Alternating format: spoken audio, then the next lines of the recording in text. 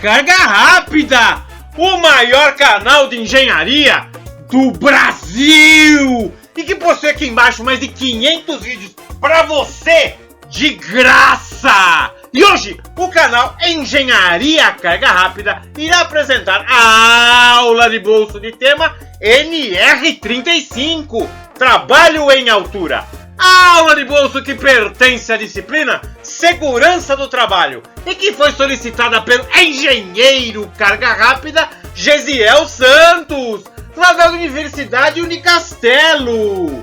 Mas antes de começar, verifique aqui embaixo se você é o engenheiro Carga Rápida, confirmando se você está inscrito no canal Engenharia Carga Rápida. E não se esqueça de deixar o seu joinha, pois afinal de contas, é o seu joinha que me deixa feliz. E é o seu joinha que é o mais prazeroso. E agora então, vamos à aula de bolso.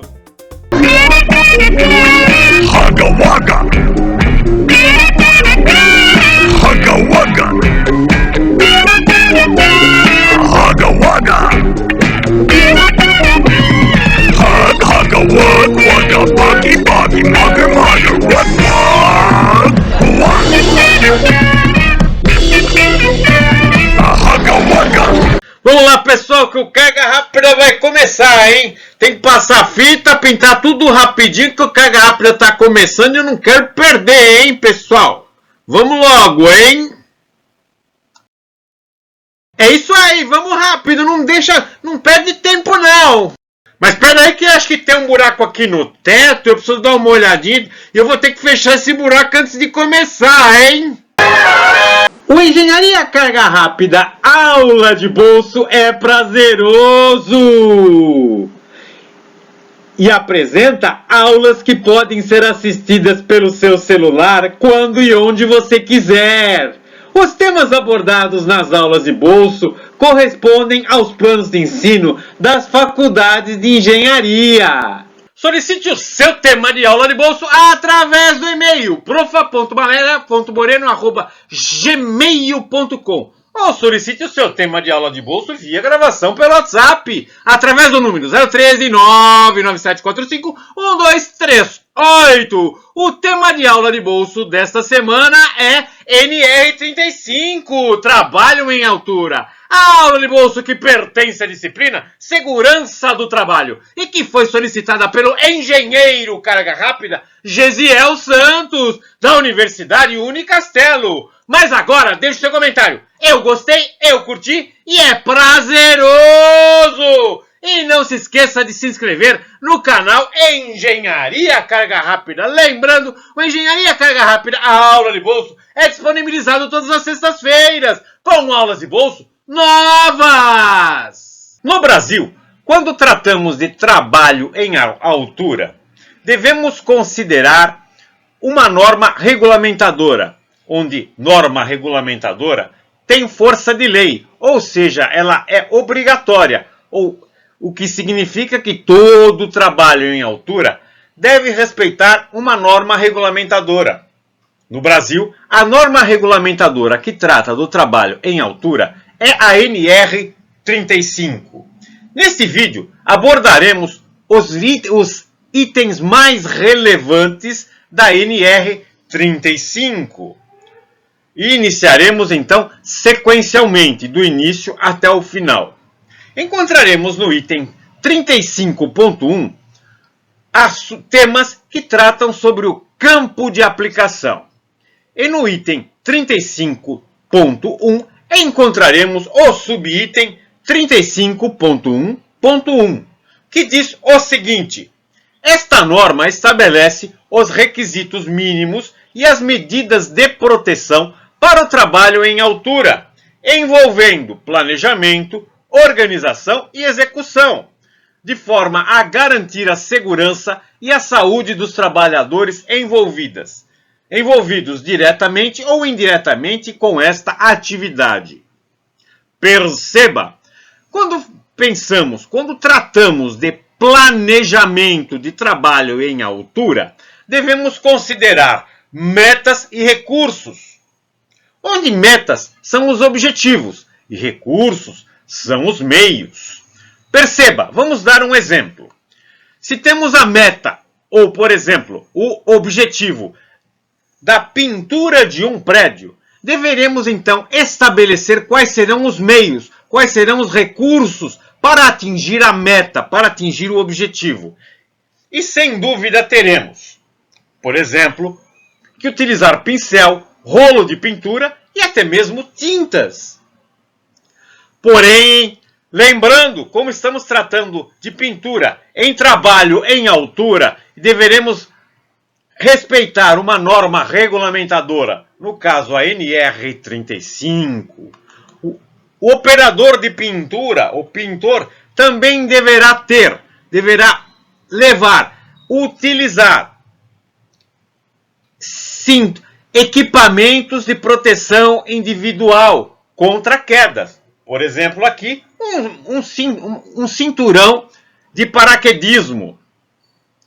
Também ele necessitará ter um meio de ligar esse cinturão a uma ancoragem, no caso, ligar ao prédio. Nesse caso, ele necessitará de um talabarte. Também, o operador da pintura necessitará de um par de botas em seus pés e até mesmo de capacete. E aqui sugerimos também óculos, afinal de contas, se pingar qualquer particulado de tinta no olho, esse operador poderá se desesperar e poderá até cair e se machucar. Bom, falamos de planejamento. A norma, o subitem 35.1.1 também trata de organização. Perceba, quando falamos de organização, falamos de coordenar e controlar. Controlar é estabelecer prioridades. Afinal, todo trabalho tem etapas. Etapas são pequenos planos, pequenas execuções de trabalhos que deverão ser controlados. Então, todo trabalho tem diversas etapas. E nós precisamos, então, estabelecer prioridades em cada etapa. Onde, perceba, em toda organização que possui, então, uma coordenação com prioridades, deverá estar planilhada.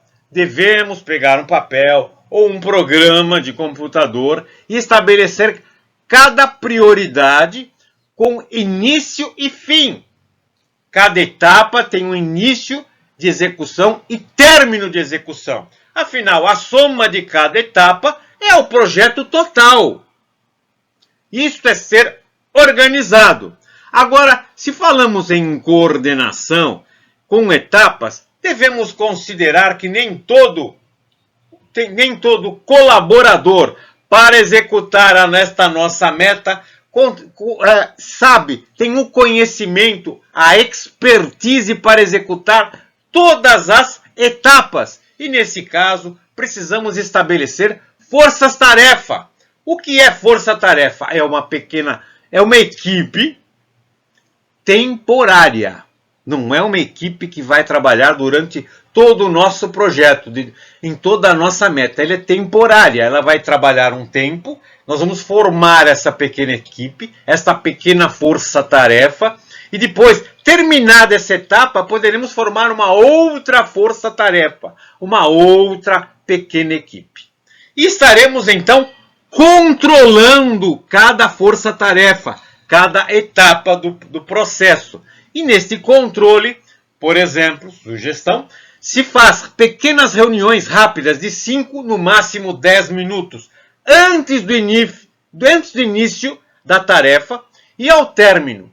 Ou no início do dia e no final do dia. Se a tarefa é muito longa, utiliza vários dias. Então, no início do dia, estabelecemos o que será feito neste dia. E no final do dia, fazemos uma pequena reuniãozinha de 5 a 10 minutos para verificar o que foi feito, para planilhar no próximo dia. Lembrando, se estamos estabelecendo prioridades e vamos coordenar todas essas prioridades, essa planilha ela vai se alterando dia a dia. E por isso que controlar, diariamente é importante, com reuniões de manhã e no final do dia.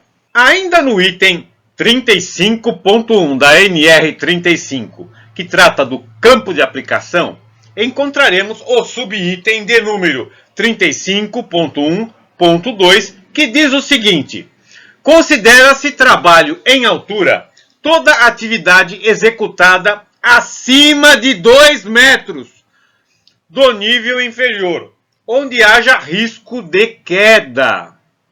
Perceba então que temos que considerar que todo trabalho acima de 2 metros, acima de um nível inferior, é considerado trabalho em altura e deverá respeitar a norma regulamentadora NR 35. O item 35.2 da NR 35 trata sobre as responsabilidades.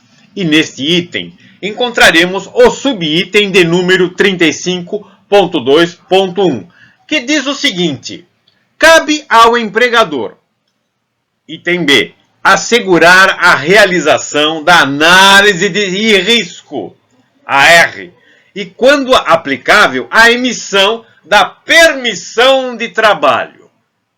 Quando falamos de análise de risco, devemos considerar árvore de falhas, análise preliminar de perigo e até mesmo um diagrama de causa e efeito. Vamos falar de árvore de falhas. Perceba, vamos aqui dar um exemplo dentro da árvore de falhas.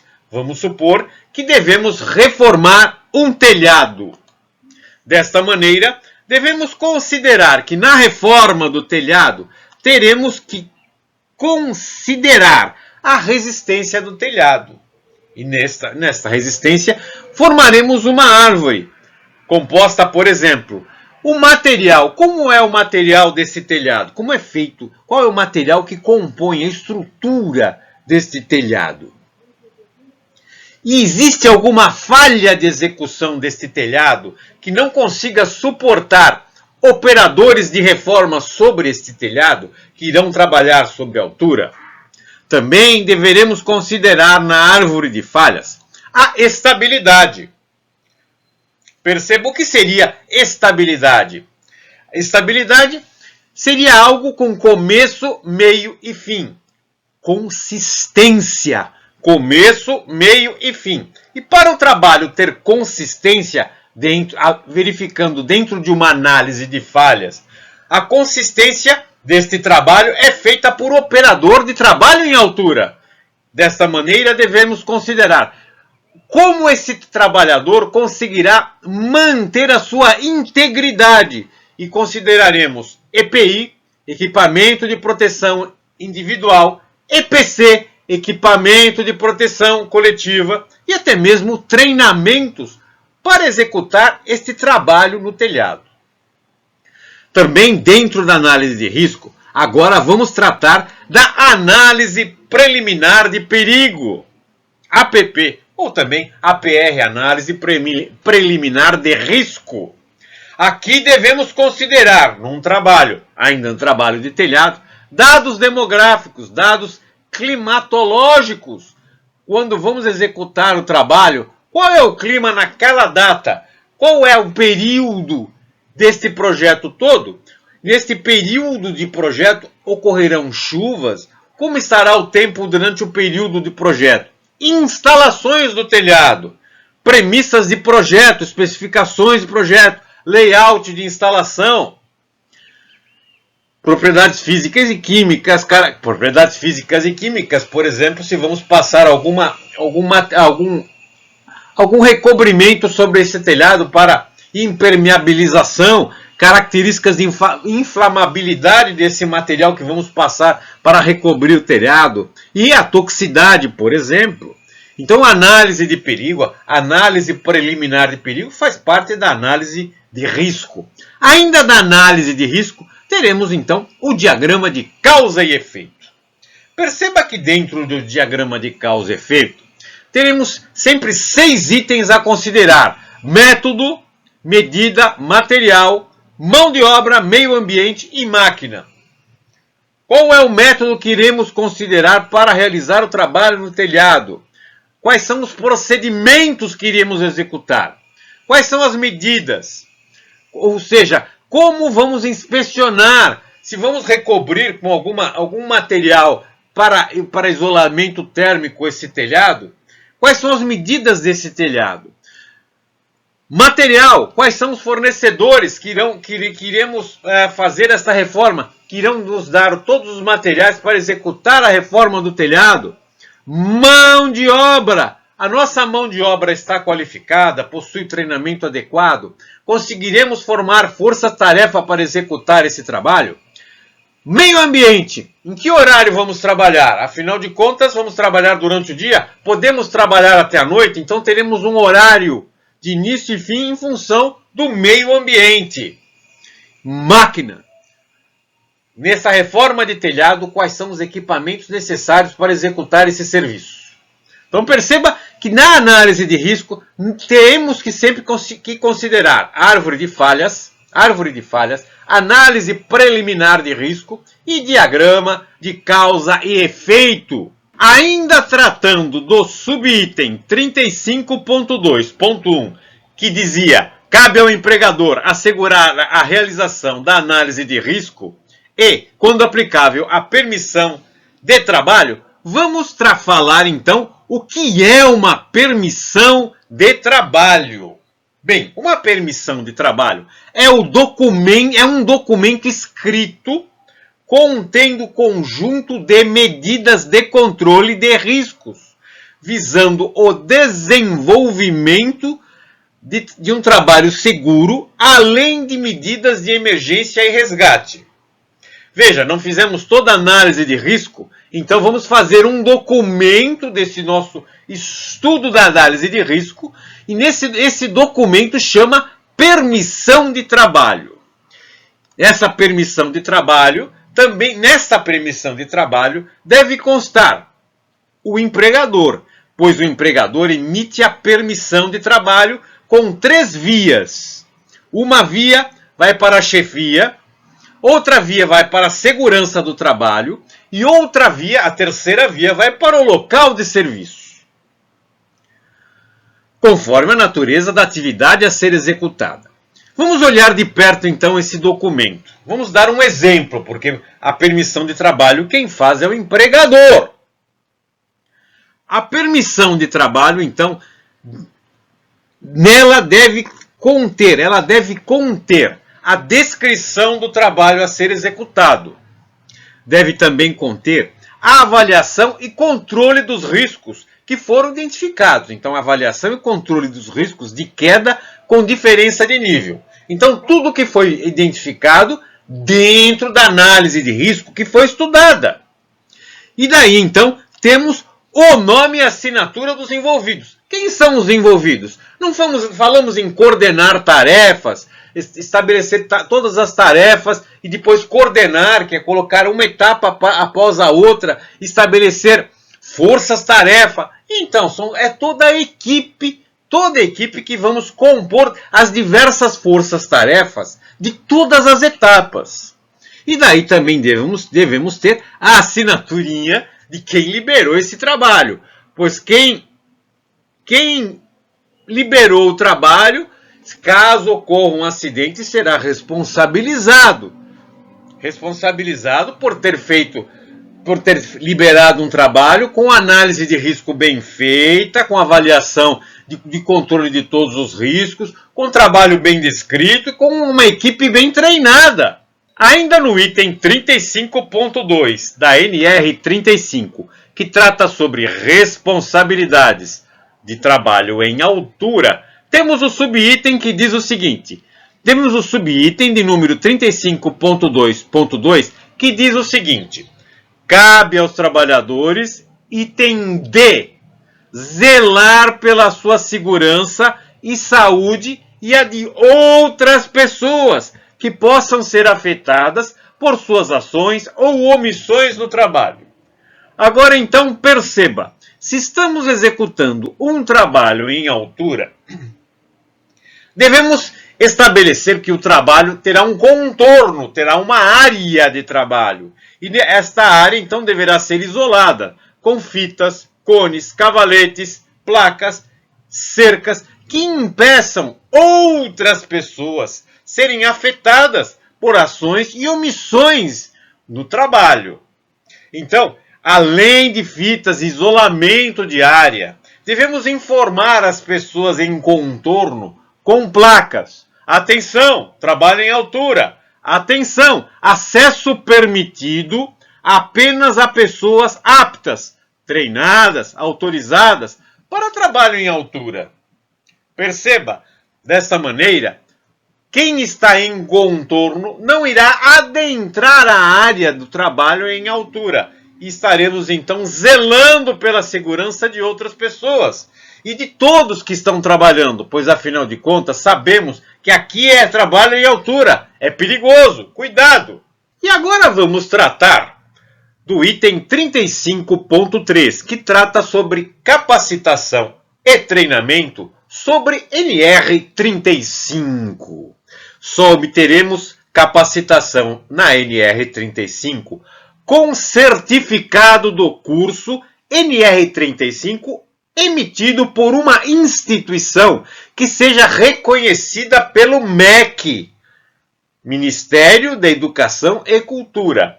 Portanto, não adianta fazer qualquer outro curso de NR35 caso este curso não esteja certificado pelo MEC.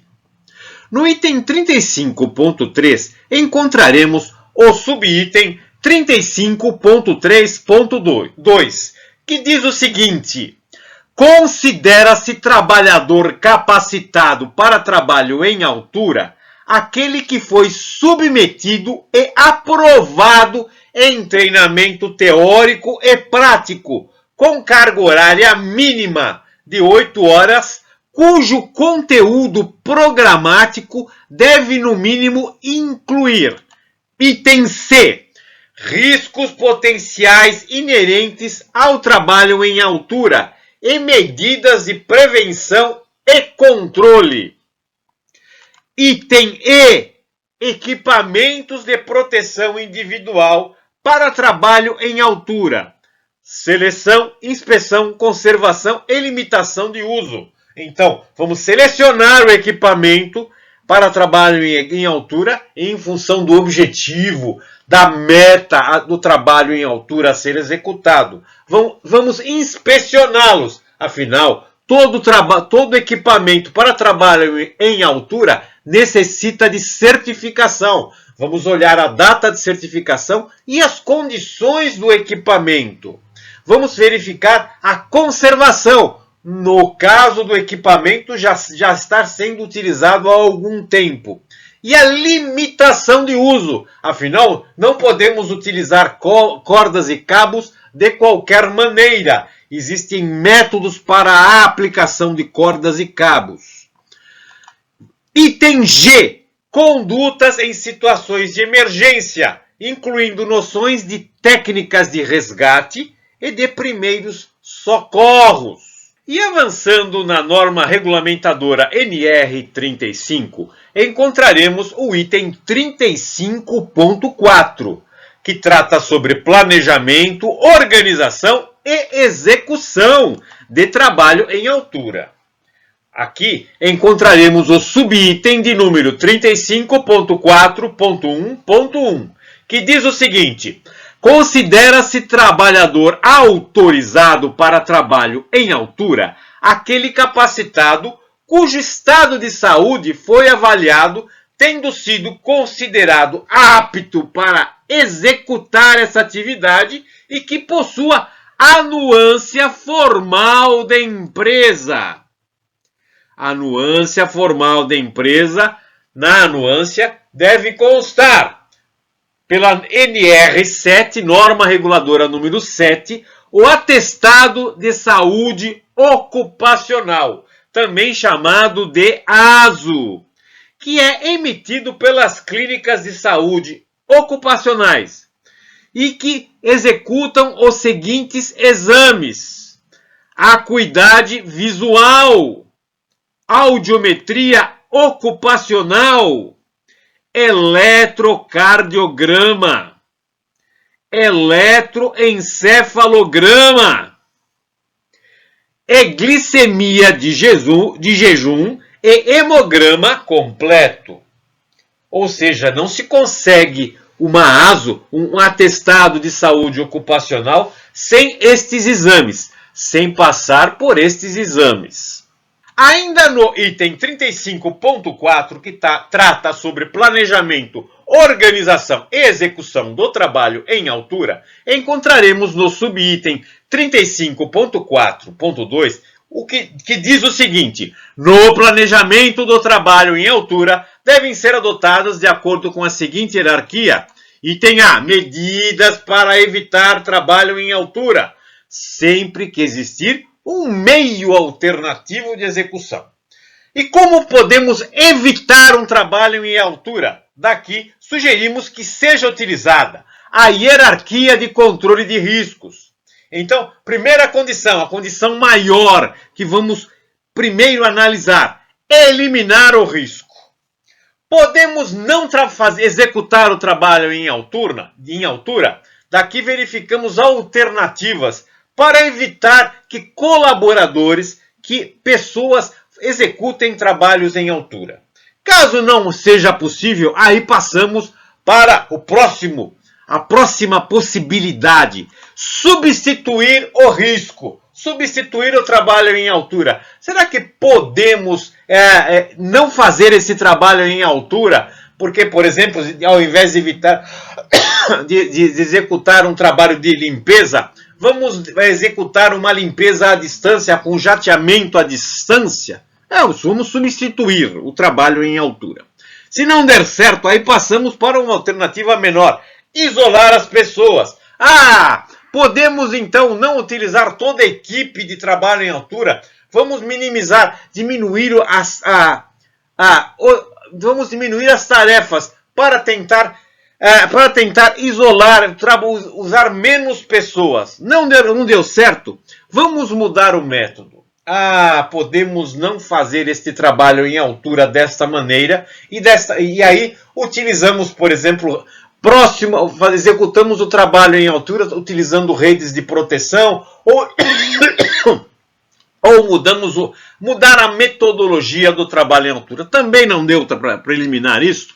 Aí passamos para o último, que deve ser a última alternativa realmente, que é chegar para o colaborador e dar um tapinha nas costas dele e falar: pois é, você vai lá realmente subir, você vai executar o trabalho em altura, e daí está aqui o seu EPI, equipamento de proteção individual contra quedas. Daqui então, você vai subir lá e executar o trabalho em altura. Não deu para eliminar o risco, substituir o risco, não deu para isolar, você não conseguir te isolar do trabalho, não deu para mudar o método, ou seja, você não vai fazer o trabalho com outro método. Vai ter que realmente subir lá e se expor em um trabalho em altura. Item C: medidas que minimizem as consequências da queda, contra o risco de queda, quando o risco de queda não puder ser eliminado. Como podemos tentar eliminar o risco?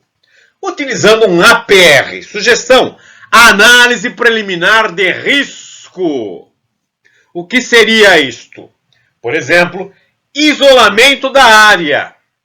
Bom, já que vamos executar o trabalho em altura, vamos minimizar o risco.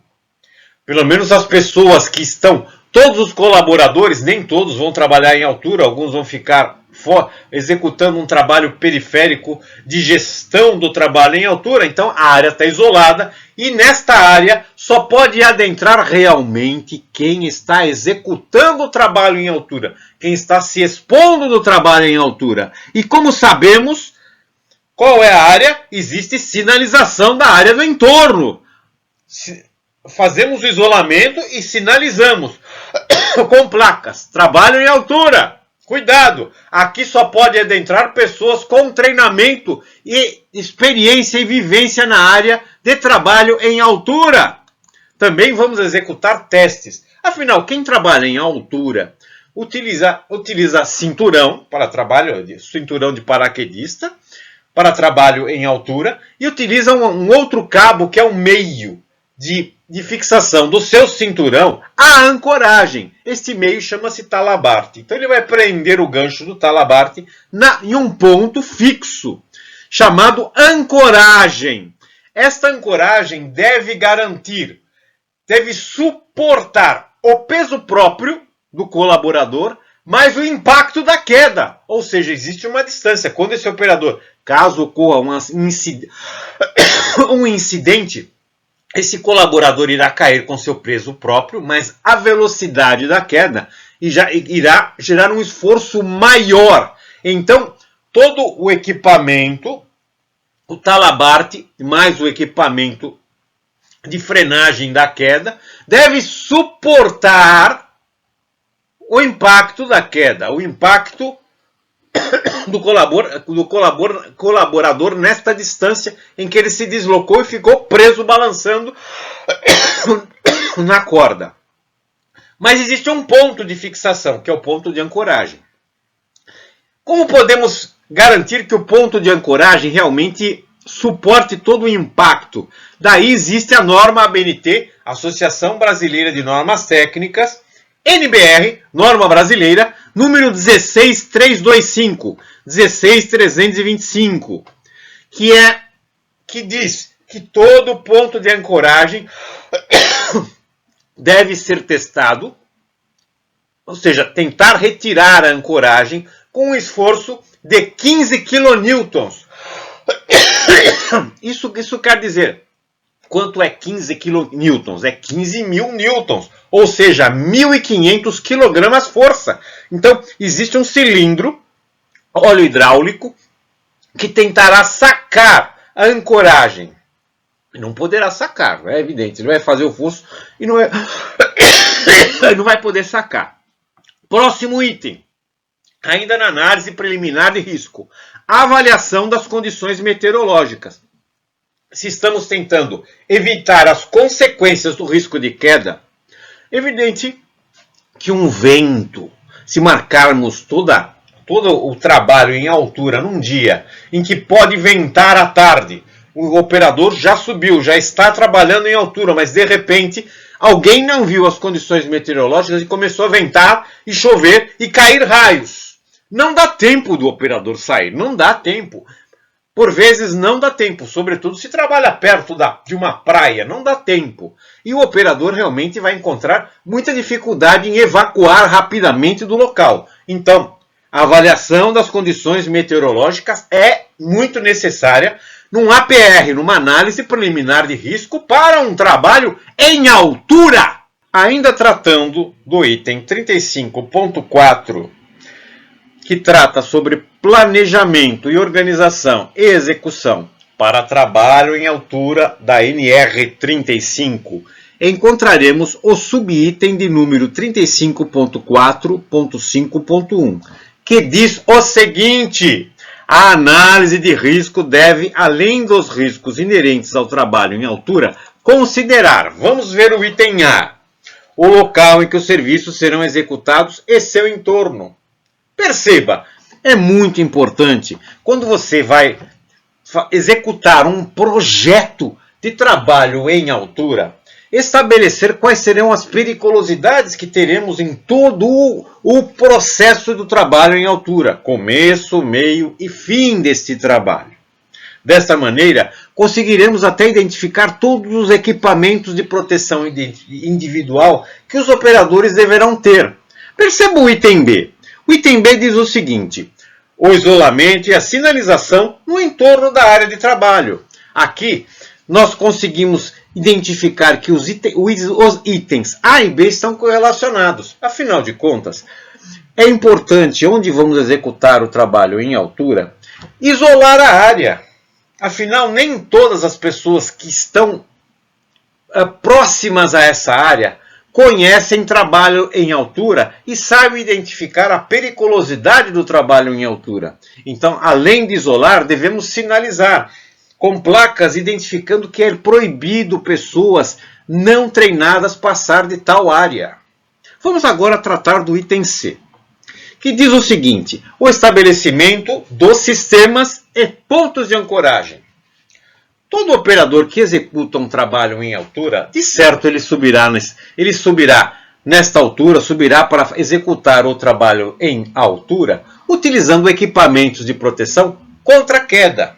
Porém, todos os equipamentos de proteção contra queda necessitam de um elemento de ligação ao ponto de trabalho em altura que ele executará, ao ponto alto onde será executado o trabalho. Desta maneira, este ponto alto onde será executado o trabalho deverá ter um ponto de ancoragem, onde o operador ancorará todo o equipamento dele de segurança contra quedas nesse ponto de ancoragem, que, sobretudo, veremos à frente, deverá ser testado antes de utilizá-lo.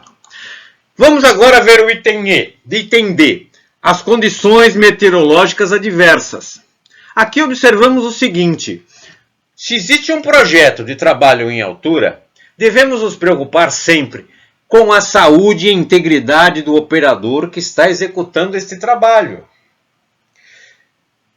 Lembramos aqui que no dia que será executado o trabalho, poderá ocorrer uma chuva repentina, com ventos muito fortes e até mesmo com raios. Dessa maneira, podemos prever a data que será agendado o projeto de trabalho em altura, sabendo as condições meteorológicas do local e acompanhando diariamente a consistência dessas condições meteorológicas. Passemos ao item E, que diz o seguinte: a seleção, inspeção de forma de utilização e limitação de uso dos sistemas de proteção coletiva e individual. Bem, sabemos que agora já sabemos que trabalho em altura exige equipamento de segurança contra queda. Porém, todo equipamento de proteção contra queda pode não ser novo e já ter sido utilizado previamente. Então, é de responsabilidade tanto do operador quanto do contratante fornecer o equipamento em conformidade e no prazo de certificação daquele equipamento. Sim, todo equipamento em altura tem uma data de limite de uso. Porém, mesmo dentro da data limite de uso em que o equipamento está certificado, poderá ocorrer adversidade e o equipamento estar danificado. Dessa maneira, devemos inspecioná-lo. Por isso que ele diz seleção e inspeção da forma de utilização do equipamento. Vamos ao próximo item, que é o item F, que diz o seguinte: o risco de queda de materiais e ferramentas. Perceba, estamos tratando de análise de risco para trabalho em altura. E temos o problema de queda de materiais. Queda de materiais do operador ou até mesmo materiais inerentes ao trabalho em altura. Podemos evitar isso através de um equipamento de proteção chamado de tela de proteção perimetral. Então, previamente, devemos estabelecer e já separar uma tela de proteção perimetral onde esse trabalho será executado. Vamos ao próximo item. Item I, riscos adicionais. Bem, já conhecemos a maioria dos trabalhos em altura e a periculosidade.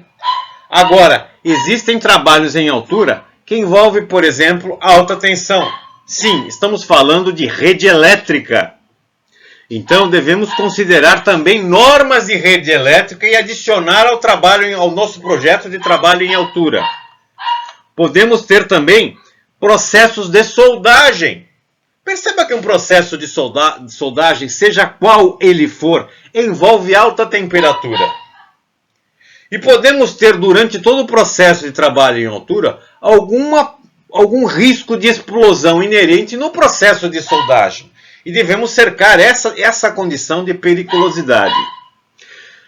Também trabalhos em altura são feitos em montagens e desmontagens de estruturas. Por exemplo, tanques que levam gás.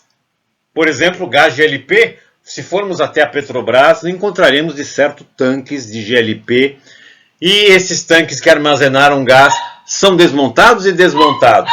O problema está fortemente na desmontagem, pois afinal sempre podem ocorrer resíduos de gás, por exemplo, que podem gerar explosão durante a desmontagem. E daí devemos prever na nossa análise de risco, sobretudo em trabalhos em altura em que envolvam desmontagens.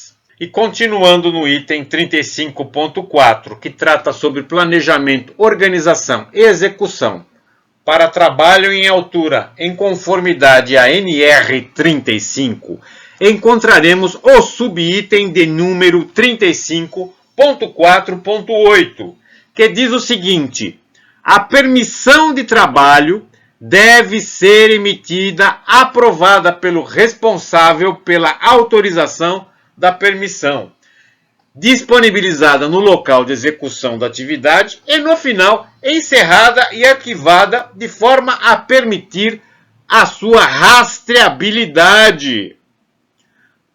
Permissão de trabalho. O que seria, então, a permissão de trabalho em altura? Permissão de trabalho em altura é um conjunto de medidas de controle de riscos e de controle de emergências, resgate, visando o desenvolvimento de trabalho seguro. Portanto, todo trabalho em altura necessita deste documento, permissão de trabalho. Vamos ver de perto este documento. Cada trabalhador, cada organização deve ter o seu próprio documento de permissão em altura. Aqui estamos mostrando um exemplo para uma permissão de trabalho em altura. Vamos olhar no detalhe. Essa permissão possui avaliação e controle dos riscos de queda com diferença de nível. Então, avaliação e controle de riscos. E ela deve estar disponibilizada no local de execução. Ou seja, qualquer operador que irá trabalhar em altura pode ter acesso a essa permissão de trabalho em altura. Aqui embaixo, na avaliação e controle, estão os requisitos necessários. Todas estas linhas abaixo, da avaliação e controle de riscos, o operador deverá ticar se ele possui todos os requisitos necessários. É como se fosse uma checklist ali, nesta permissão para trabalho em altura. Então, todo operador tem acesso. Ele vai olhar, vai ler e vai constatar se nesta avaliação todos os requisitos estão em conformidade para que o trabalho seja executado. Avançando ainda neste documento de permissão para trabalho em altura, perceberemos que existe o nome e a assinatura dos envolvidos. Quem são os envolvidos? Todos os operadores que irão trabalhar em altura. E é por isso que este documento, permissão de trabalho em altura, deve estar disponibilizado no local de execução, pois todos, 100% dos operadores que irão subir e trabalhar em altura deverão checar os requisitos do que foi avaliado e que deverá ser controlado para esse trabalho em altura.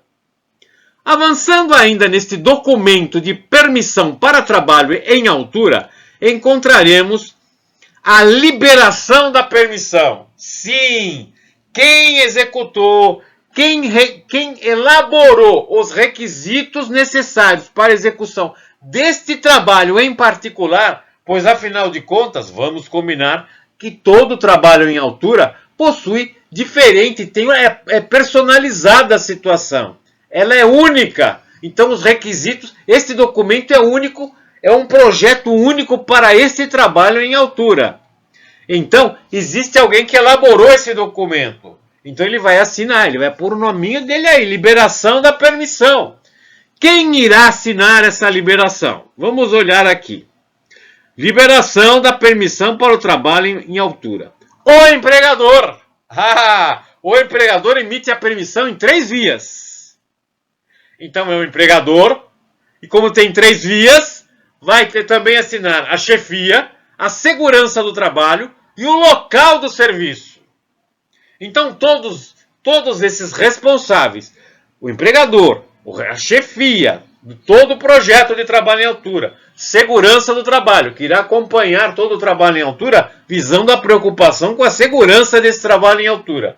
E quem está no local de serviço, pois existe um coordenador do local de serviço. Ele assina também. Chefia e coordenador que também acompanha todo o projeto do trabalho em altura. E vamos agora ao item 35.5 da NR35, que trata sobre trabalho em altura. O item 35.5 tem o tema Sistema de Proteção contra Quedas. E nele encontraremos o subitem de número 35.5.2, que diz o seguinte: o sistema de proteção contra quedas deve, item B, ser selecionado de acordo com análise de risco, considerando, além dos riscos a que o trabalhador está exposto, os riscos adicionais.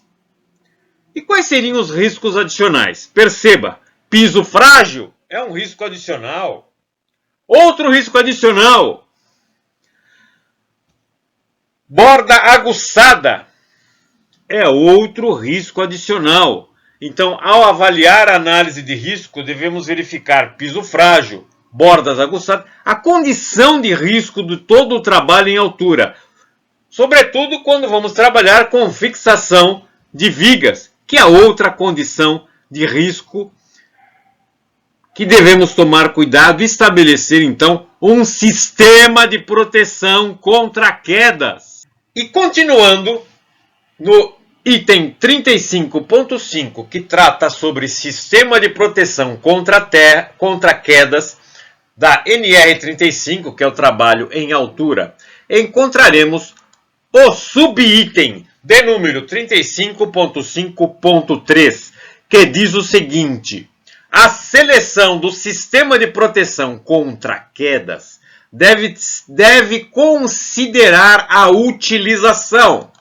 Item A, sistema de proteção coletiva contra quedas. Coletiva é porque é o grupo que irá agir, são o grupo de colaboradores que irá trabalhar no projeto de trabalho em altura. Um dos equipamentos principais coletivos contra quedas é a rede de proteção. Inclusive, existe uma norma específica para a rede de proteção, uma norma europeia, a norma EN 1263, que trata de redes de proteção, inclusive com sistemas S, sistema U, sistema T, sistema V. Cada sistema visa um cuidado especial, por exemplo, contra ferramentas, afastamento de pessoas, evitação de pessoas em local realmente que possa ocorrer uma queda.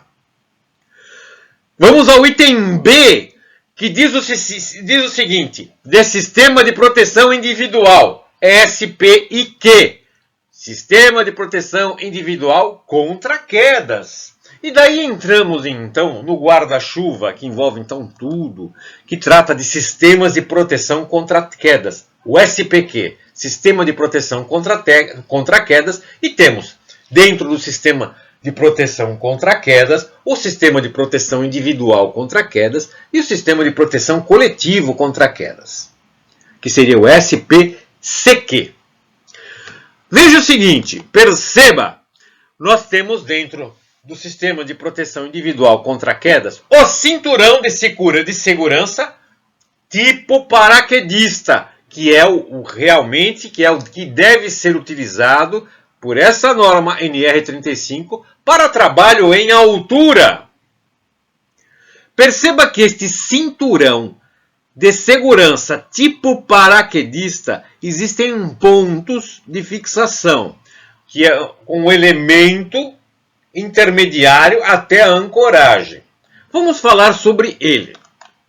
O cinturão de segurança tipo paraquedista, ele tem uma das funções é a retenção de queda.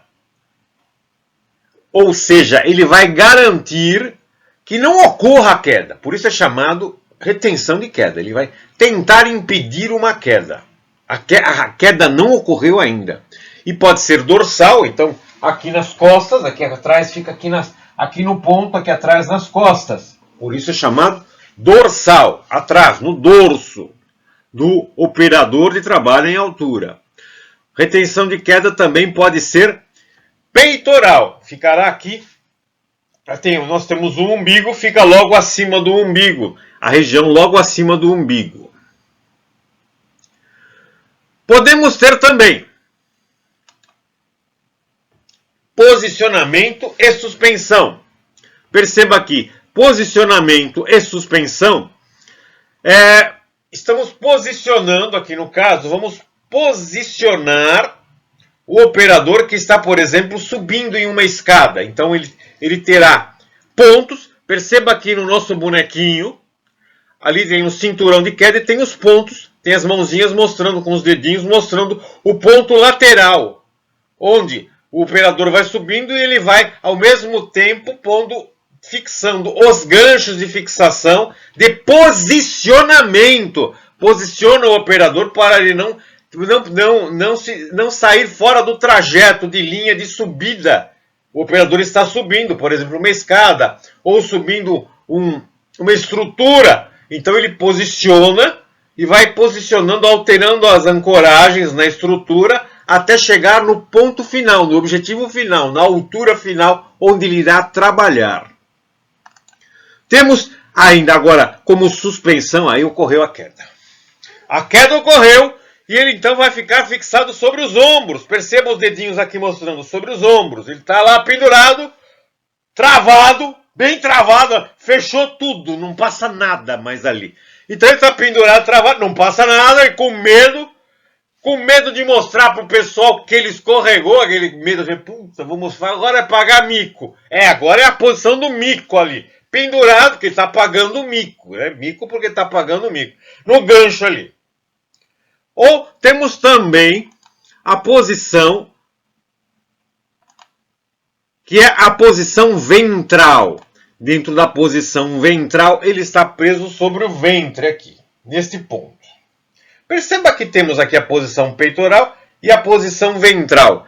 Usualmente nos cintos de segurança é o mesmo ponto. Então a posição ventral, a posição peitoral, no cinturão de segurança tipo paraquedista é o mesmo ponto. É o mesmo ponto. O mesmo ponto que impede que ele caia na condição de retenção de queda, pode ser o ponto de retenção de queda, como também pode ser o ponto onde ele está lá, ele realmente caiu, ele se descuidou, escorregou, caiu, está pagando mico lá penduradinho com cara de bobo, e ele fica lá pendurado, esperando que alguém o tire dessa posição, ou ele procurando como sair daquilo para ninguém ver. Então, perceba que essas são as posições, essas são as condições que um cinturão de segurança tipo paraquedista atua.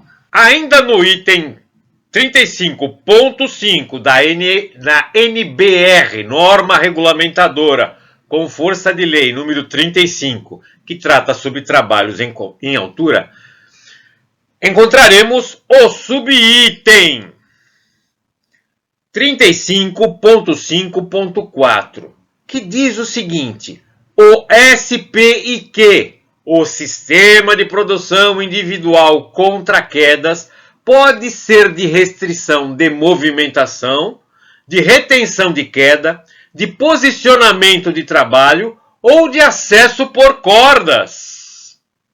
Perceba então que esse item global, que trata sobre o sistema de proteção contra quedas, está muito preocupado com a movimentação do operador.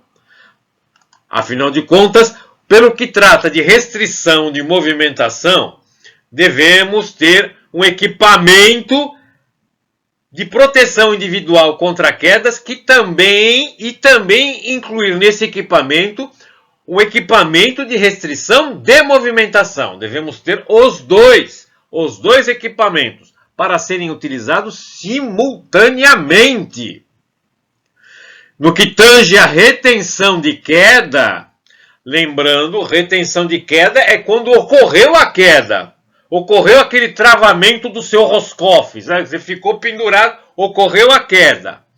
Nesta condição, então teremos Por exemplo, a aplicação do trava-quedas. O trava-quedas pode ser um trava-quedas para corda, ou trava-quedas para cabo de aço, ou até mesmo o trava-quedas retrátil. Vamos aqui tratar agora sobre o trava-quedas para cordas e para cabo de aço. Perceba que o trava-quedas para cordas e cabo de aço, usualmente, ele é conectado na condição dorsal, aqui nas costas, nesse posicionamento dorsal.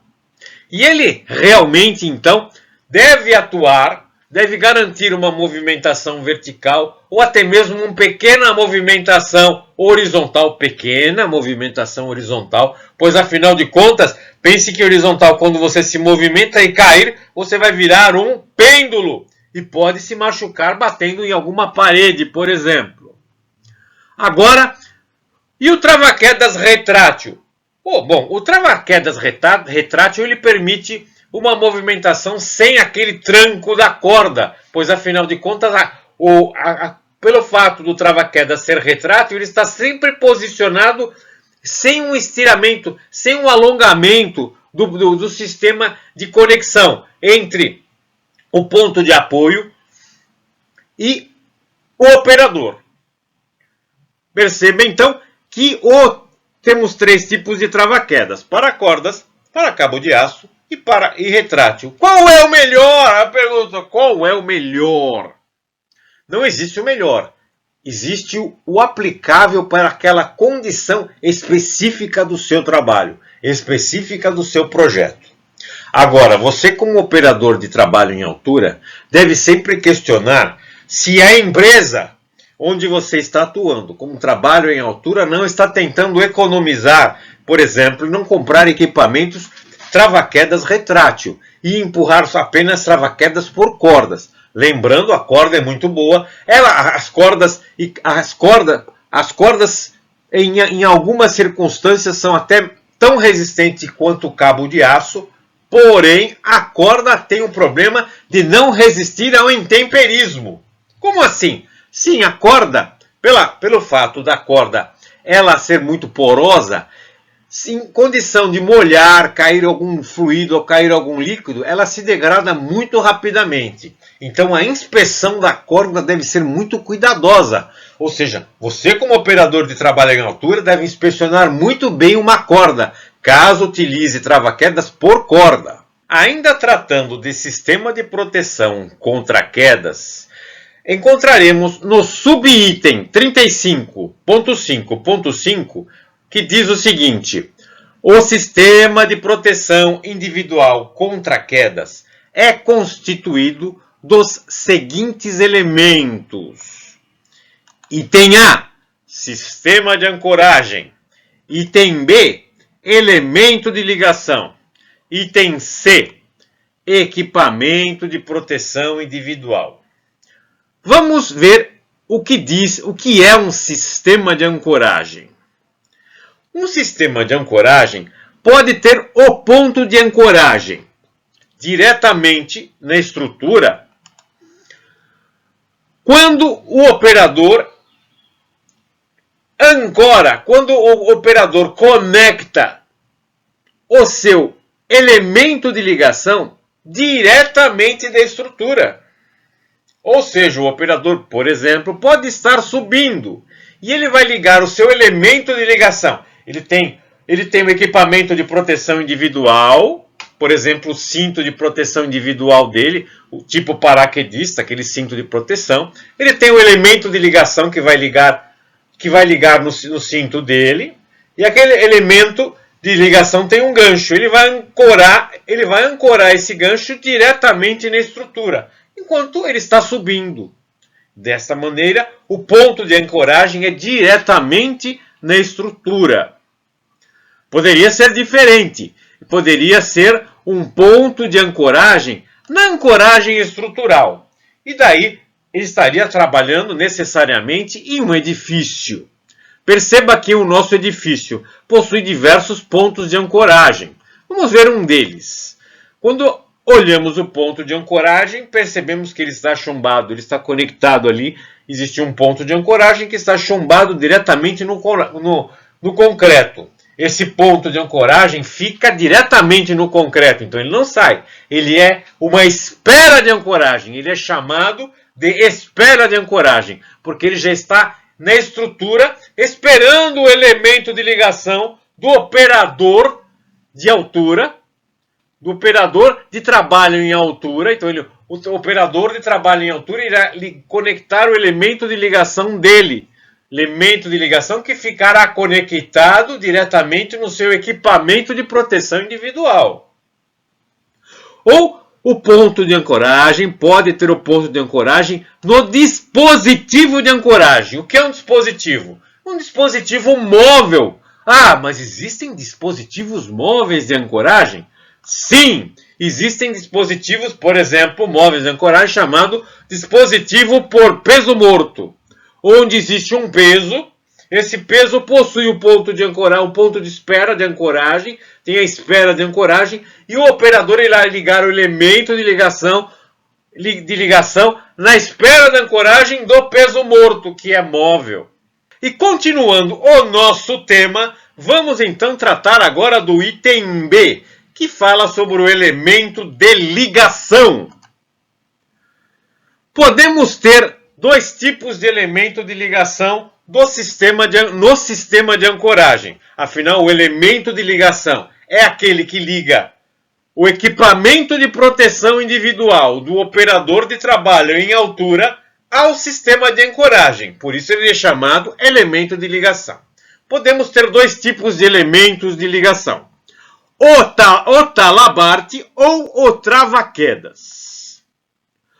O talabarte pode ter incorporado a ele um absorvedor de energia. O absorvedor de energia já pode ser comprado talabarte com absorvedor de energia, ou podemos ter um talabarte e comprar o absorvedor de energia à parte e acoplá-lo ao talabarte. Temos dois tipos de talabarte: talabarte simples e talabarte duplo. O talabarte simples, ele é ancorado, então, no sistema de ancoragem. Uma ponta é acoplada ao sistema de ancoragem e a outra ponta do talabarte simples é acoplado no equipamento de proteção individual. Talabartes com absorvedor de energia possuem um comprimento maior, que é o comprimento do absorvedor de energia, e devemos levar em consideração o comprimento total, a talabarte com absorvedor mais absorvedor de energia, no projeto do trabalho em altura. O talabarte duplo possui dois pontos de engate no sistema de ancoragem, ou seja, dois pontos de engate no sistema de ancoragem e um ponto de engate no equipamento de proteção individual. O talabarte duplo é muito interessante quando vamos fazer muitas subidas e descidas na estrutura. Afinal de contas, por ter dois pontos de ancoragem, teremos sempre um ponto de ancoragem conectado à estrutura. O operador de trabalho em altura conecta um ponto de ancoragem na estrutura, ele sobe, aí ele conecta um outro ponto de ancoragem na estrutura, aí ele solta o primeiro que ele engatou, sobe mais um pouco e vai subindo, sempre mantendo um ponto de ancoragem do seu elemento de ligação acoplado ao sistema de ancoragem, que é a estrutura. Podemos ter também entre os talabartes o talabarte de posicionamento. Todo talabarte de posicionamento necessita de um sistema de ajuste. Afinal de contas, o talabarte de posicionamento deve estar sempre bem ajustado para que o operador trabalhe bem próximo da estrutura onde ele está trabalhando, operando. Podemos ter também como elemento de ligação o trava-quedas. Podemos ter trava-quedas para cabo de aço e trava-quedas para corda, como este apresentado agora, como podemos ter também trava-quedas retrátil. onde é ajustada a distância entre o sistema de ancoragem e o equipamento de proteção individual. E este ajuste é modelado conforme a necessidade. Porém, somente operadores de trabalho em altura bem treinados devem utilizar trava-quedas retráteis. Afinal de contas, existem limites de ângulo, pois em uma queda, o operador de trabalho em altura pode ser arremessado contra a própria estrutura em que ele está trabalhando na condição de altura. E agora, no item C, afinal, vimos que o item A corresponde ao sistema de ancoragem, o item B, o elemento de ligação que é acoplado ao sistema de ancoragem, e o item C é o equipamento de proteção individual, que poderá ser, que deve ser, afinal sempre lembrando que a NR é uma norma regulamentadora com força de lei. A NR 35 trata de trabalho em altura e então ela tem força de lei. Então, obrigatoriamente, o equipamento de proteção individual para trabalho em altura deverá constar de capacete com jugular, ou seja, jugular porque vai prender aqui embaixo do queixo, prende aqui embaixo na jugular. Óculos de segurança, afinal de contas, quando se trabalha em altura, pode um particulado ou gotícula pode cair no olho e atrapalhar o operador de trabalho em altura até gerar uma queda desse trabalhador. Cinto de segurança tipo paraquedista. Perceba, o cinto de segurança tipo paraquedista porque ele deve ter pontos de ancoragem, ponto de suspensão, onde o operador de trabalho em altura fica suspenso, ou seja, ele já sofreu a queda, mas ele fica suspenso, pendurado pelo cinto de segurança tipo paraquedista, que está ligado ao elemento de ligação, que por sua vez está num sistema de ancoragem lá em cima. E também ele deve ter o ponto de posicionamento. Perceba então que temos diversos pontos de ancoragem, dois pontos de ancoragem, temos 3 pontos de suspensão e 2 pontos de posicionamento. Tudo isso no cinto de segurança tipo paraquedista. E por último, também devemos o equipamento de proteção individual necessário, são botas de segurança também. Para garantir que não ocorrerá escorregamento, a bota de segurança deve ser confortável, porque o operador de trabalho em altura irá utilizá-la durante todo o tempo do trabalho em altura. Ainda no item 35.5, que trata sobre sistema de proteção contra quedas, encontraremos o subitem de número 35.5.5.1, que diz o seguinte: os equipamentos de proteção individual devem ser certificados. Agora perceba o operador que está então executando um trabalho em altura e ele possui o sistema de ancoragem, o elemento de ligação e equipamentos de proteção individual contra a queda. Perceba então que os equipamentos de proteção individual, conforme a NR 35, obrigatoriamente, porque NR tem força de lei, devem ser certificados. Então, teremos cinto de segurança, obrigatoriamente deve ser certificado. Deverá ter uma etiqueta de certificação. Talabarte de posicionamento também deve estar certificado. Foi inspecionado e certificado. Talabarte de proteção contra quedas deve estar certificado. Inclusive, temos que tomar cuidado na verificação do conector de ancoragem. E, sobretudo, o absorvedor de energia também deve estar certificado. Todos esses equipamentos, que são os equipamentos de proteção individual, devem estar certificados. O que seria essa certificação? Eles devem ter uma etiqueta de certificação. E devemos olhar na etiqueta o certificado de aprovação. Esse CA é o certificado de aprovação, ou seja, existe um número de CA. Por exemplo, um valor é um número que possui um documento, ou seja, o certificado de aprovação é um número e existe um documento com esse número emitido pelo Ministério do Trabalho. E esse documento e essa etiqueta tem um limite, tem uma data limite do certificado de aprovação. Ou seja, tem uma data em que esse equipamento não está mais aprovado para ser utilizado no trabalho em altura. E continuando no item 35.5, que trata sobre sistema de proteção contra quedas, encontraremos no subitem de número 35.5.5.1, dizendo o seguinte: os equipamentos de proteção individual devem ser, item C, utilizados considerando os limites de uso. Vamos pegar como exemplo um talabarte. Vamos então pegar um catálogo de talabarte, referente ao que estamos utilizando no nosso projeto de trabalho em altura, e olhá-lo detalhadamente. Perceberemos que no catálogo encontraremos a força de frenagem máxima em kilonewtons.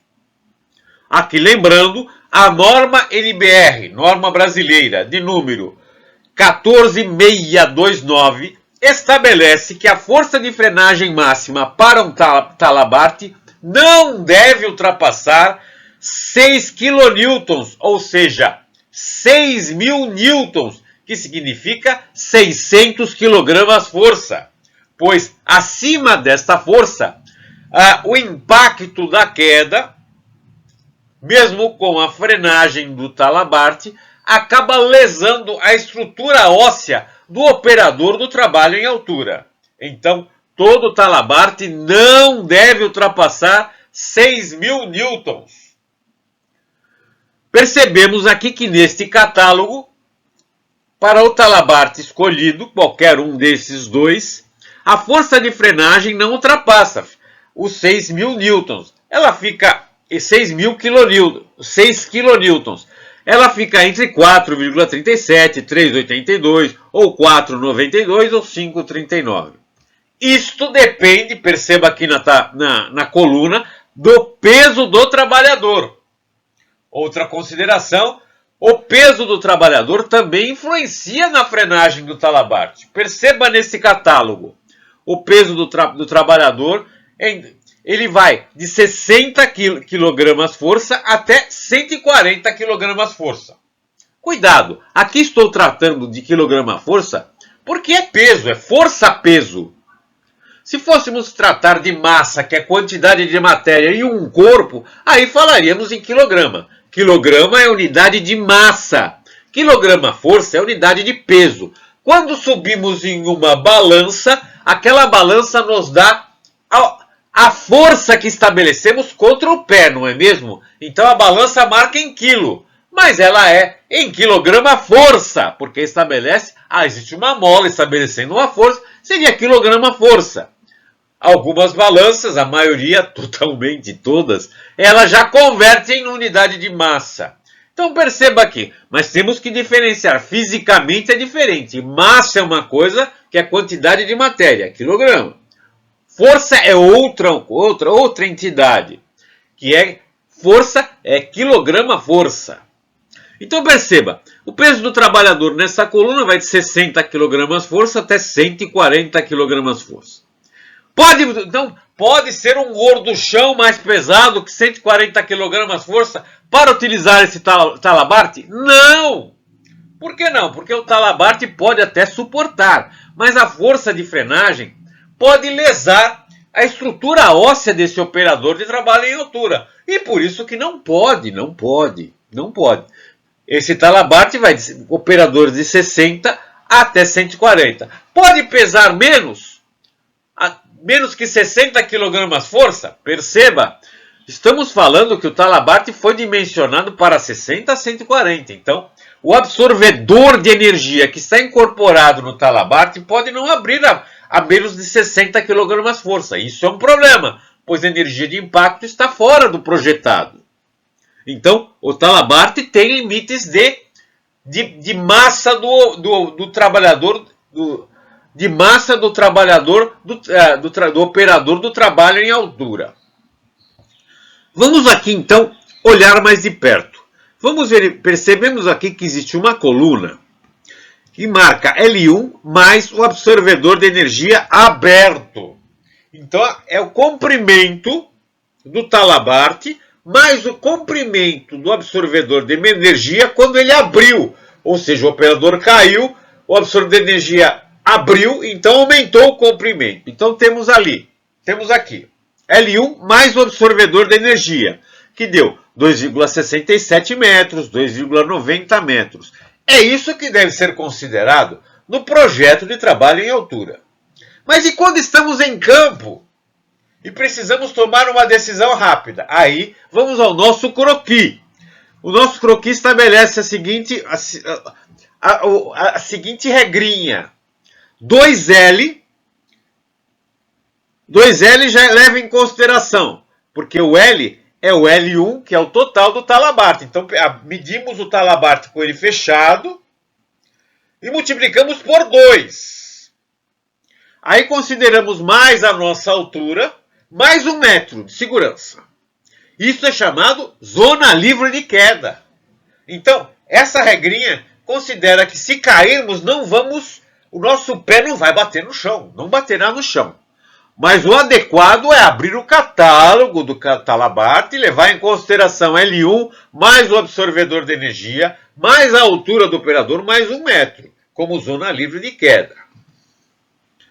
Perceba o seguinte, que o catálogo também apresenta a zona livre de queda, já tudo considerado, que é o Talabart mais o comprimento do absorvedor de energia aberto,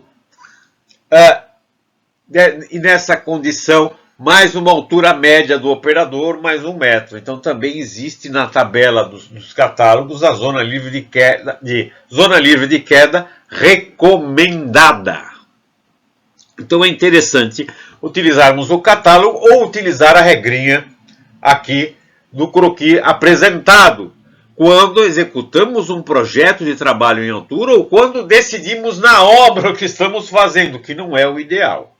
O item 35.5, que trata de sistema de proteção contra quedas, possui um subitem de número 35.5.6.1, que diz o seguinte: antes do início dos trabalhos, deve ser efetuada a inspeção rotineira de todos os elementos do SPIQ, Sistema de Proteção Individual contra Quedas. Vamos analisar a seguinte condição. Aqui temos um operador e ele possui um cinto de proteção contra quedas.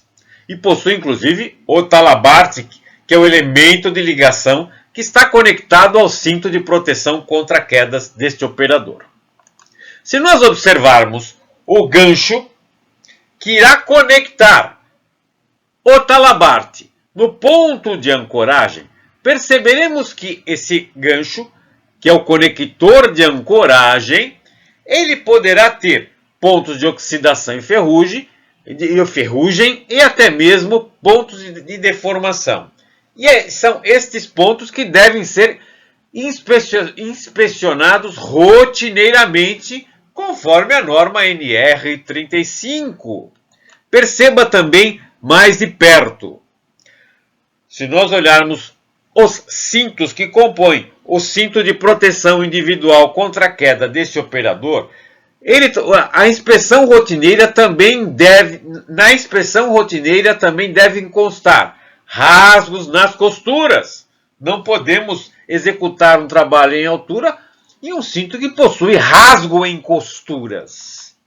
Também devemos observar os pontos de conexão, nas fivelas de pontos de conexão dos cintos de proteção individual contra quedas, pois não podemos aceitar desgastes no laço ou pontos de rachadura na própria fivela de conexão dos cintos. Isso deve ser uma inspeção rotineira. Perceba que a fivela de ajuste do cinto de proteção individual contra quedas, é um ponto de desgaste do cinto entre o cinto e a fivela. Desta maneira, temos que verificar se não existe desgaste por fricção no cinto.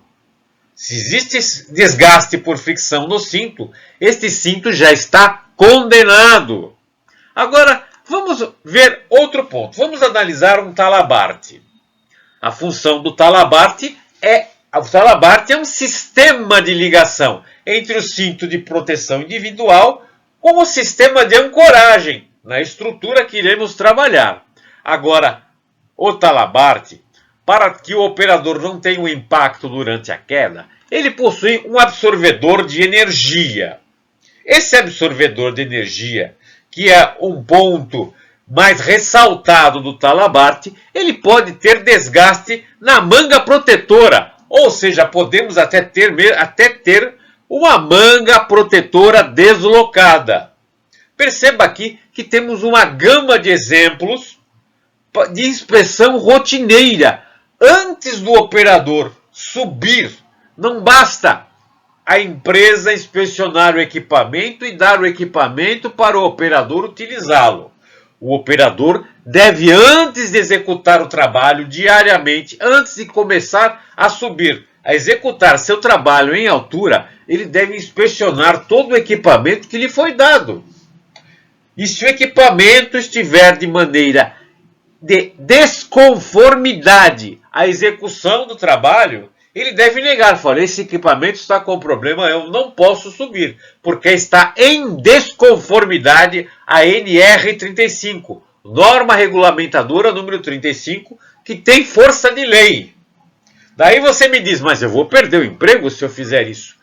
Não se preocupe, você pode até fazer uma denúncia ao sindicato de forma a não se identificar. Você não se identifica, liga para o sindicato, fala, estou tendo problema aqui nesta obra, fazer uma horinha e pede para que ocorra uma sindicância no trabalho que está ocorrendo nessa obra. E daí ocorrerá uma interdição de todo o trabalho e o projeto e o equipamento será refeito.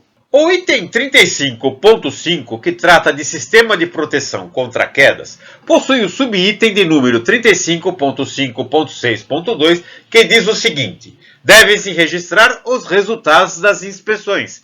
Item A, na aquisição, no recebimento do sistema de proteção de todos os equipamentos que compõem o sistema de proteção contra quedas, no recebimento, devemos verificar se todos os equipamentos estão em conformidade, se não há qualquer desconformidade para a aplicação e utilização desse equipamento.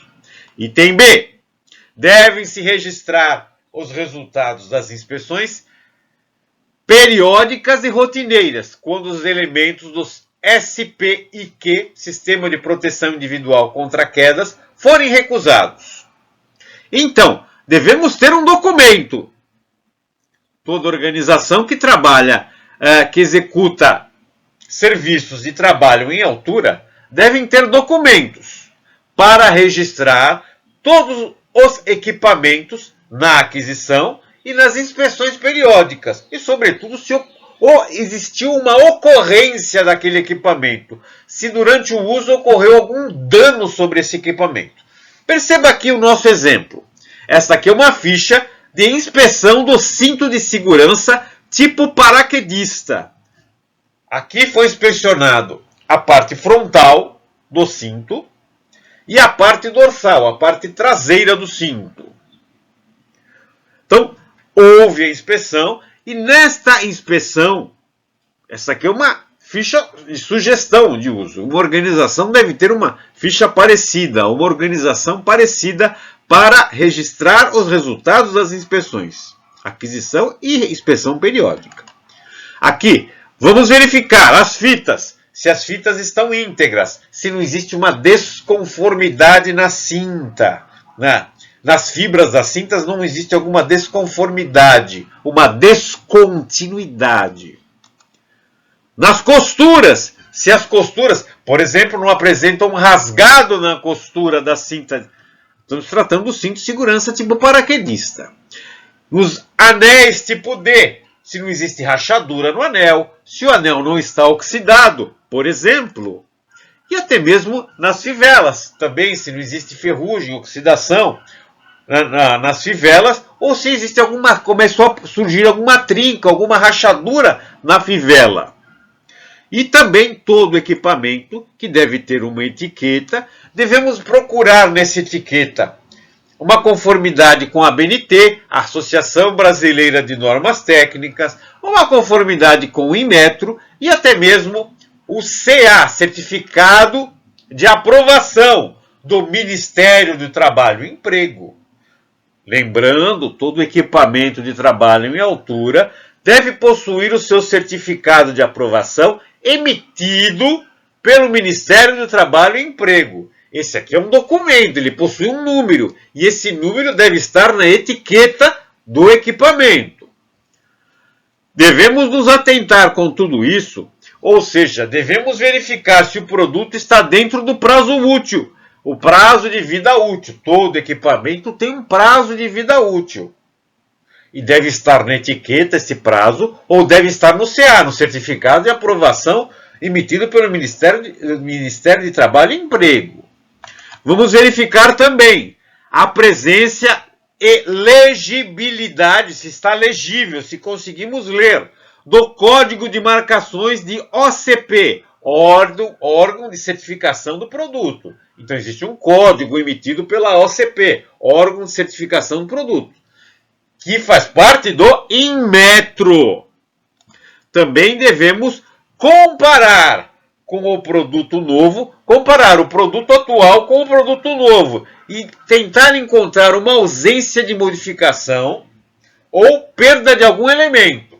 Então temos um produto novo e um produto que está sendo usado. Perdeu alguma coisa naquele equipamento, a fivela, caiu algo do equipamento, existe alguma modificação, alguém modificou um pouco aquele equipamento, ele está um pouquinho diferente, então já está inutilizado. Se ocorreu isso, o equipamento está inutilizado e essa condição deve ser registrada nos resultados das inspeções, no documento.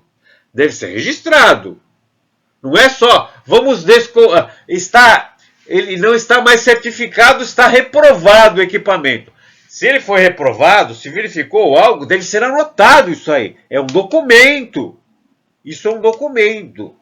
O item 35.5, que trata sobre sistema de proteção contra quedas, possui um subitem de número 35.5.7, que diz o seguinte: o SPIQ, Sistema de Proteção Individual contra Quedas, deve ser relacionado de forma que a força de impacto transmitida ao trabalhador seja de no máximo 6 kN quando de uma eventual queda. Aqui lembrando, 6 kN é o mesmo que 6.000 newtons, que é o mesmo que 600 kg força, que é o máximo que um corpo humano consegue suportar de impacto sem que ocorra a lesão na estrutura óssea do trabalhador em altura. Perceba aqui que estamos estabelecendo uma regra para sistema de proteção individual contra quedas com uma norma regulamentadora, com força de lei. Perceba então o sistema de proteção individual contra quedas. O sistema, estamos falando que o equipamento de proteção individual deve constar, no mínimo, botas, um cinto de proteção contra quedas, tipo paraquedista, óculos de segurança e capacete. Além de que, devemos ter um elemento de ligação, um talabarte com um absorvedor de quedas. E devemos ter um sistema de ancoragem. Esse sistema de ancoragem, se for predial, este ponto de ancoragem, se for predial, deverá estar em conformidade à norma regulamentadora número 18. pois existem testes para para certificar o ponto de ancoragem para o trabalho em altura. Quando estamos falando de força de impacto, devemos considerar a zona livre de queda. A norma afirma, no máximo 6 kN. Desta condição, devemos também considerar o comprimento do talabarte, o comprimento do absorvedor de energia, a distância, a altura do trabalhador e a altura de segurança, que é um adendo, um plus, a altura de segurança de 1 metro. Esta seria a zona livre de queda. Todo esse conjunto deve então trabalhar no máximo, caso ocorra a queda, suportar no máximo 6.000 newtons, 6 kN, que é o equivalente a 600 kg força. No item 35.5, que trata de sistema de proteção contra quedas, encontraremos o subitem de número 35.5.11.1, que diz o seguinte: o talabarte e o dispositivo trava-quedas devem ser posicionados, item A, quando aplicável, acima da altura do elemento de engate, para a retenção de quedas do equipamento de proteção individual. Vejamos o que diz. Perceba que temos o ponto de conexão do elemento de ligação que fica no peito do operador de trabalho em altura, e temos o ponto de ancoragem acima. É isso que a norma pede, como está apresentado no croquis, acima.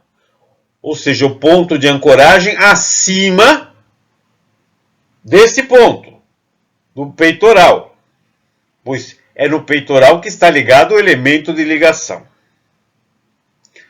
Tudo isso se deve a uma equação de fator de queda, que é o fator de queda é igual à altura da queda dividido pelo tamanho do talabarte, pelo comprimento do talabarte. A altura de queda é o ponto de ancoragem até o ponto máximo, onde o operador ficaria pendurado. Então temos essa altura de queda dividido pelo comprimento do talabarte. Este é o fator de queda, como apresentado aqui com a equação Fq. Também poderíamos ter a seguinte condição na estrutura: ponto de ancoragem igual à altura, igual ao ponto de conexão do elemento de ligação, do sistema de ligação, até o peito do operador. Então ficaria na mesma altura, ancoragem com o ponto no peito do operador, ou do cinturão do operador. Isso é possível. O que não podemos ter? Não podemos ter o ponto de ancoragem abaixo do ponto. Não podemos ter abaixo do ponto de ligação com o cinturão. Isso não pode, pois o impacto que o operador terá é muito forte. Sem contar que podemos ter também o operador batendo no chão, no piso. Ele pode ter a queda no piso. Ele pode se machucar no piso, pois ele encontrará um piso abaixo dele. Então, essa condição não podemos ter. É isso que diz a norma, ou seja, NR35, norma regulamentadora com força de lei. Devemos nos atentar quando operarmos desta maneira. Ou seja, o operador que fizer esse procedimento errôneo, ele pode perder até o emprego. Item B, item C, de forma a assegurar que em caso de ocorrência de queda, o trabalhador não colida com a estrutura inferior. Perceba esse nosso desenho. Ele está com um sistema retrátil, ou seja, o dispositivo trava-quedas dele é retrátil. Nessa condição, quando porém, ele estava em ângulo. Ele é retrátil e ele estava em ângulo. Quando ele caiu, pelo ponto de ancoragem estar em ângulo com o ponto do operador, quando ele caiu, ele virou um pêndulo. E ele colidiu com a estrutura que ele estava trabalhando. Desta maneira, ele pelo fato dele ter colidido, ele está em desconformidade com a NR35 e, sobretudo, ele se machucou. Ele, bomba! Bateu ali. Então, não só é proibido, como o operador corre o risco, até mesmo também, de perder o emprego, porque ele agiu em desconformidade à norma regulamentadora número 35. Também devemos nos atentar a isto. O item 35.6 trata de emergência e salvamento para trabalho em altura. E nele encontraremos o subitem de número 35.6.2, que diz o seguinte: o empregador deve assegurar que a equipe possua os recursos necessários para as respostas emergenciais. Sim, pode ocorrer um acidente em uma altura elevada, afinal o trabalho é em altura, e deveremos deslocar o operador de trabalho em altura para o solo, e daí devemos ter equipamentos necessários para esse deslocamento do operador. Isto sem contar que também devemos ter veículos para o transporte do operador do local do trabalho em altura que ele estava executando até um hospital. Então o veículo deve ser adequado e o motorista deve estar capacitado a transportar esse trabalhador de maneira segura até o hospital. O item 35.6 trata sobre emergência e salvamento. Neste item encontraremos o subitem de número 35.6.4, que diz o seguinte: as pessoas responsáveis pela execução das medidas de salvamento devem estar capacitadas a executar o resgate, prestar primeiros socorros e possuir aptidão física e mental compatível com a atividade a desempenhar. Sim, todo projeto de trabalho em altura deverá ter uma equipe treinada para emergência e salvamento. Esta equipe deve estar capacitada a executar o resgate e, sobretudo, prestar os primeiros socorros. Deve ter o conhecimento necessário para os primeiros socorros e depois executar o resgate, que é deslocar o trabalhador que sofreu o acidente até o hospital para receber o tratamento emergencial adequado. Complemente o seu conhecimento através das seguintes normas, bibliografia e vídeos relacionados. Norma BNT-NR 35, que estabelece os requisitos mínimos e as medidas de proteção para trabalho em altura. Norma BNT NBR 1586, que estabelece os requisitos para equipamentos de proteção individual contra quedas em altura, cinturão tipo paraquedista. E norma BNT NBR 16325, que estabelece as proteções contra queda de altura, dispositivos de ancoragem. E agora nós sugerimos que você assista os seguintes vídeos do canal Engenharia Carga Rápida.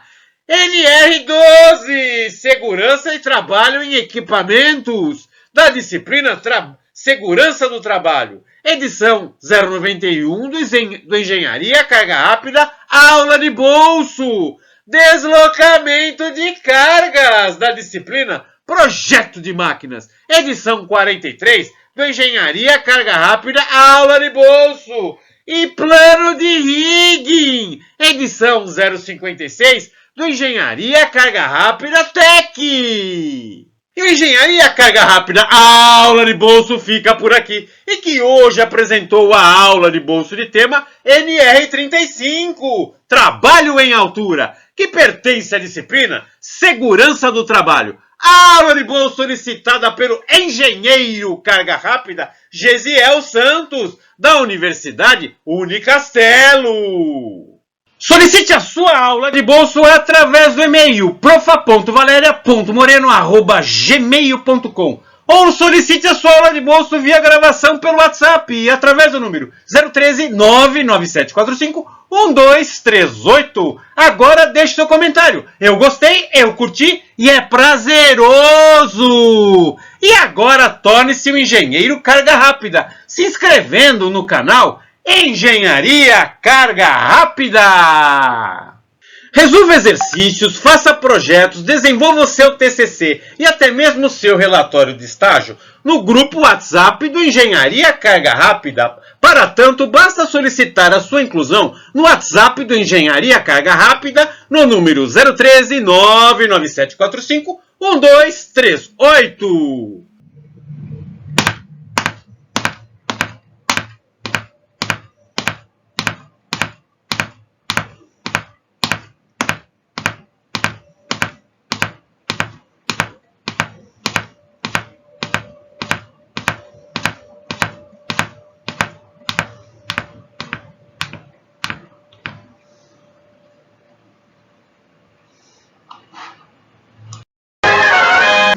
Engenheiro Carga Rápida Gesiel Santos.